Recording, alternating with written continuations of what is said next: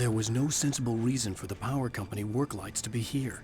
It was almost as if they'd been left for someone like me to use.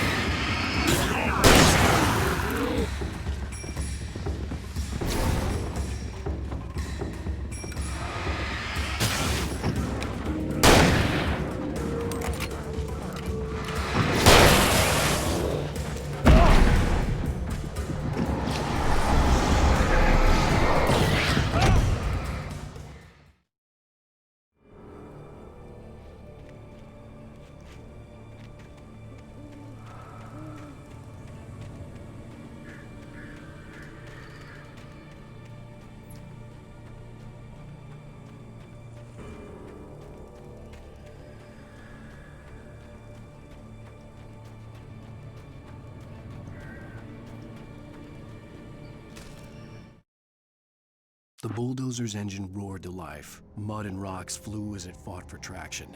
It crashed through the concrete wall and landed heavily in the yard.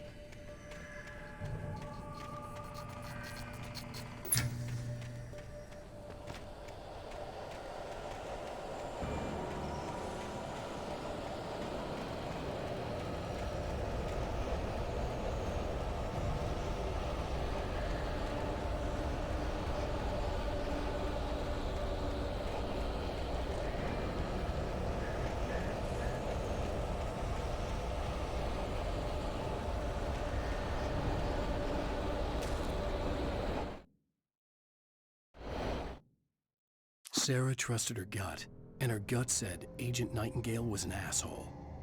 He felt wrong, and it wasn't just the smell of stale booze. It was in the way he flashed his badge, pulled rank, the look in his eyes when he wanted answers. Where was Alan Wake? What was this about an accident? Where was his wife? And most importantly, why did she let Wake go? He wouldn't answer her questions. Federal business was all he'd say.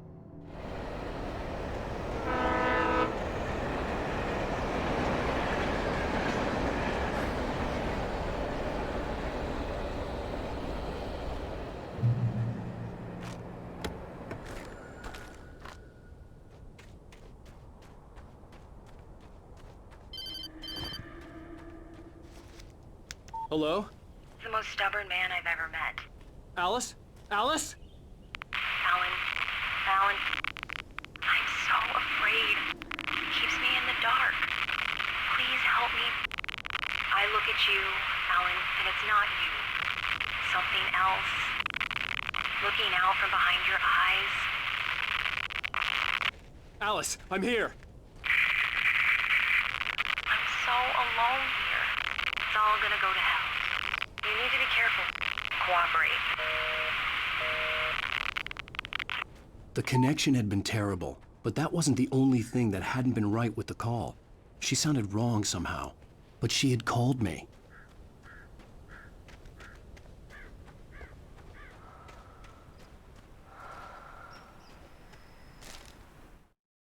The pipe wrenched itself loose from the bridge's steel framework. Wrapped in darkness, it floated in midair, twitching. For a moment, I didn't understand what I was looking at. The heavy object lurched at me with impossible force. I threw myself out of the way, but just barely. When I turned my flashlight on it, it shook in a dark rage.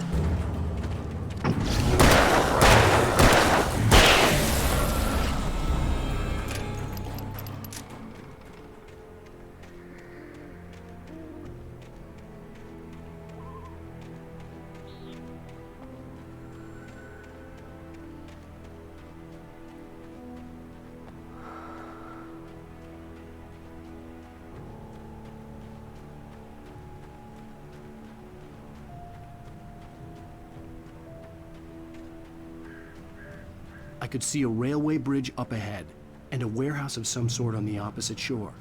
I hoped I could find a car from there.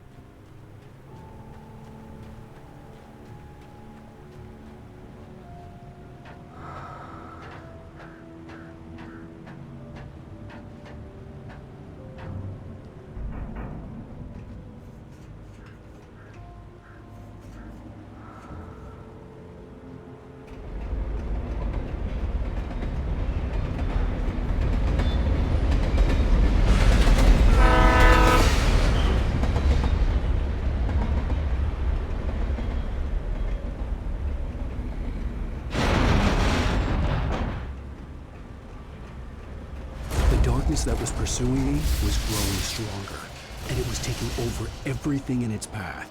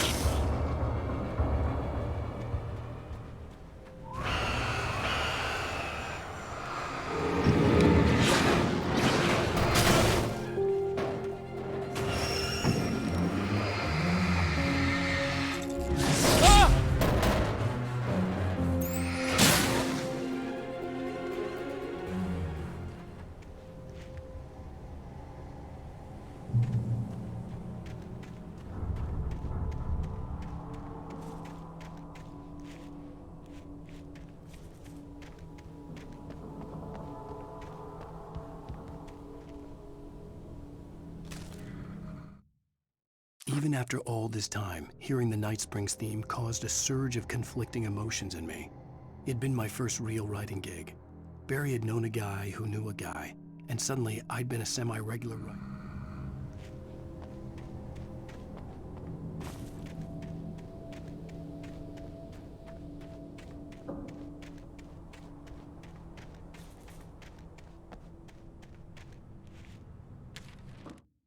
I slammed the door shut right in his smug face.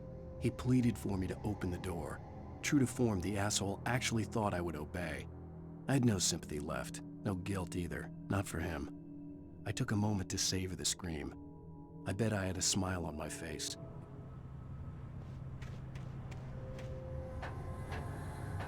As a teenager, just starting to get interested in writing, Stephen King had been a source of inspiration to me. I thought about all the inanimate objects that had come to life in his books. No one is safe in a good horror story, certainly not the protagonist. That's what makes them fun. This was anything but. The darkness could possess anything, and it was getting closer.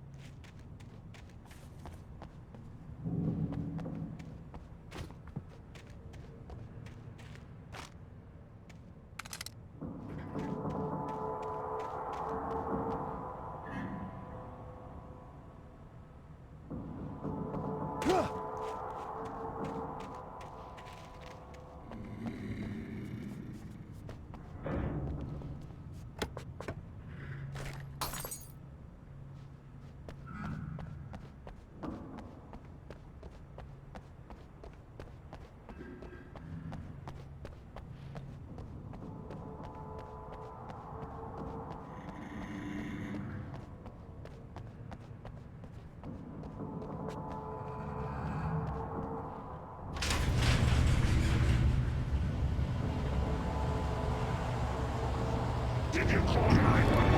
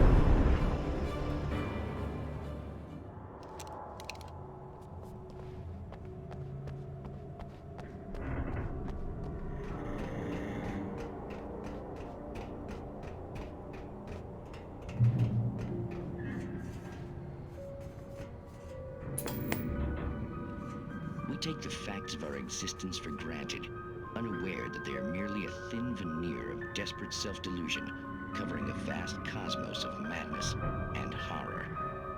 All too often, the stars are right. In Night Springs. Tonight's episode, a family occasion. Journalist Alvin Derlis' trip to study the local customs of an insular community in Night Springs has been less than successful. Until tonight. Well, I'm glad you changed your minds about this. Ancient customs, local mythology. My editor loves this kind of stuff. Well, Mr. Derlith, we don't want to feel like we're on exhibition. but you have demonstrated the seriousness of your intent. Oh, I am serious. Really, just do your thing. I'll stay out of your way and observe. Actually, I thought you could assist us. I'm afraid we are a man short. It would provide you with an intimate perspective. Could I really? Of course, Mr. Derleth. Well, I guess that's the least I... What would I have to do? Oh, here. Let me show you with a kiss.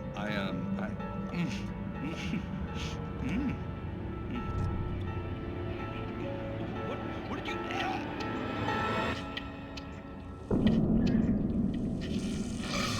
Oh, Mr. Derleth, you have well pleased Nixie Perka, the dweller in flesh. Your body shall host his thousand young, and all shall be glory.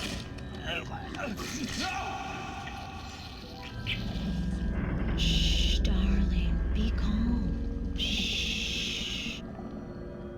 Alvin Derleth learned a harsh lesson. If you go looking for mythology, it may come looking for you. And such quests always bear fruit. In Night Springs.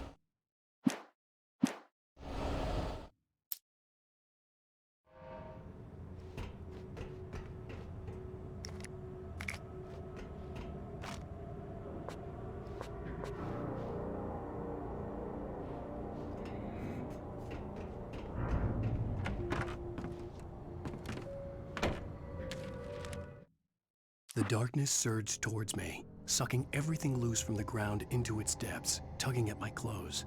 I saw the flare the kidnapper had dropped and threw myself towards it just as I felt my feet leap.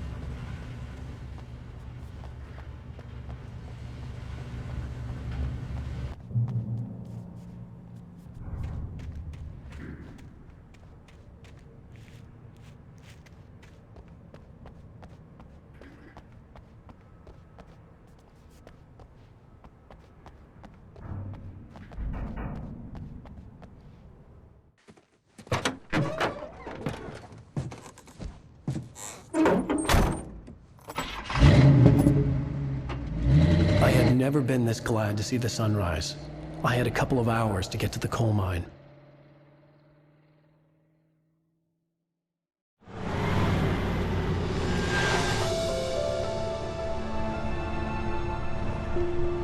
The coal mine wasn't far now.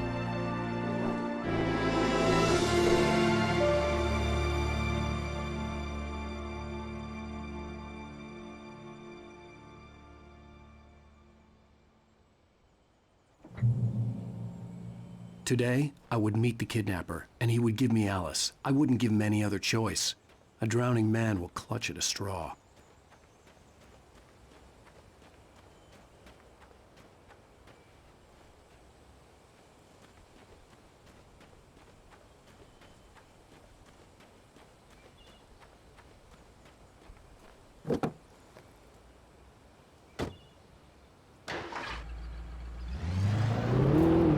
Little by little, without realizing it, I'd come to believe that the story in the manuscript was coming true.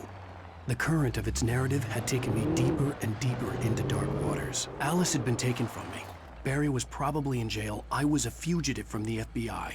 The whole world taken over by the dark presence was trying to destroy me.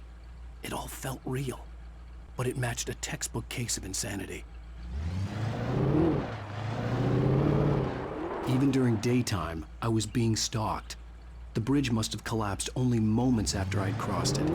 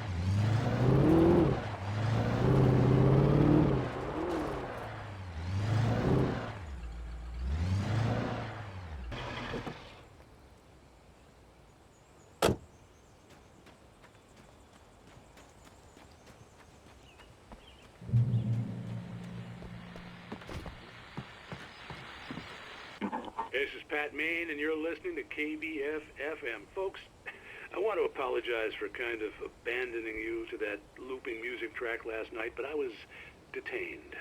You see, I encountered a big-shot G-man with an itchy trigger finger who could use a lesson in manners and a boot in the ass. Not necessarily in that order either. Now, folks, I know I'm not being very informative here, and I apologize for that. I really should just keep quiet, but I'm just so peeved right now, because some people just shouldn't be carrying badges. I'm just glad that our Sheriff Breaker was there to straighten things out. And if someone I met last night is listening, let me just say, I'm sorry if my mouth got you in trouble. I'm pretty sure you're not the bad guy here. Godspeed, son. I hope you know what you're doing. Now, on a lighter note, I'll be talking to Dr. Nelson all morning. But first, a little music.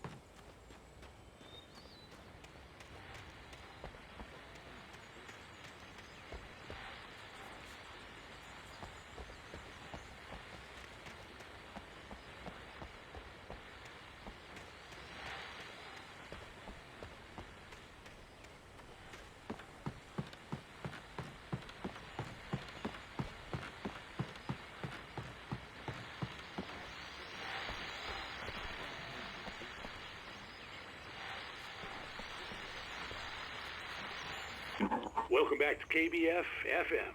Hope you enjoyed that tune. Now, Doc, you were talking about life and finding that special someone, that soulmate. Well, you were talking about that. I was saying I don't buy it. Well, see, to me, that's strange, because I always pegged you as a hopeless romantic. You got me there, Pat. But I think love's where you look for it. And you need to do a lot of looking, sure.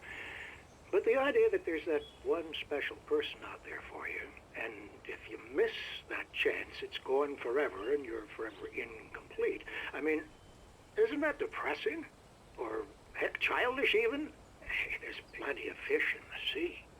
And apparently a fisherman has a fishing analogy for everything, but what you're saying, isn't that a little harsh? Well, no. What I am saying is that your potential for finding that connection isn't limited to what's essentially a chance encounter. How is that harsh? Yeah, well, I guess that's a nice thought, but let me say something personal here. Okay. Now, well, I don't disagree with you exactly, but I can't really fit that together with what I feel, what I felt for someone, because she was the one. She was. And I let her drift away from me. Maybe I didn't put in the work, I don't know, but, well, since then, and it was a long time ago, but since then, there hasn't been anyone, not like her. And I'm not saying I dwell on her or haven't moved on. I like my life. I'm not living in the past, but I do miss the way she completed me. You can't argue with the heart, Pat. I'm sorry, folks. I had kind of a scary experience last night, and let's just say it's shaken a few things loose.